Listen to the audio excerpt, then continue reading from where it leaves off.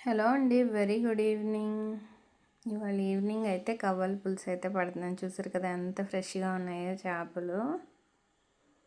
పులుసు కూడా అంతే టేస్టీగా ఉంటుంది ఫ్రెష్గా కవ్వాలు ఉంటే.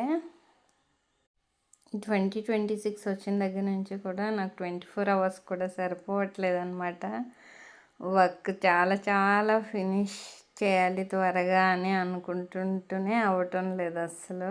అలాగే కంగారుగా వీడియోస్ కూడా సరిగా పెట్టట్లేదని అనుకుంటున్నాను. సో ఇంకా ఈవినింగ్ డిన్నర్లోకి అయితే ఈ పులుసు అయితే పెట్టుకుంటున్నాను అనమాట. ఇంకా వేడి వేడి అన్నంలో ఈ పులుసు తింటే చాలా బాగుంటుంది.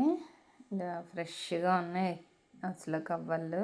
చాలా పులుసు కూడా అంతే బాగా కుదిరిందనమాట.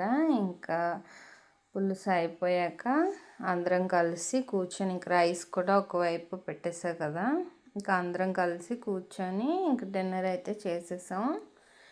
పులుసు అయితే మాత్రం చాలా చాలా టేస్టీగా ఉంది. మీరు ఎవరైనా కవ్వళ్ళు ఇంతకుముందు తినకపోతే ఖచ్చితంగా ఒకసారి ట్రై చేయండి. చాలా బాగా కుదురుతుంది. ఇంకా అగోండి వేడి వేడి అన్నంలో ఇంకా వేసుకొని తింటే మంచి టేస్ట్. అసలు నాకు మంచిగా ఆకలేస్తుంది కూడా. సో ఓకే అండి. బాయ్. Love you all.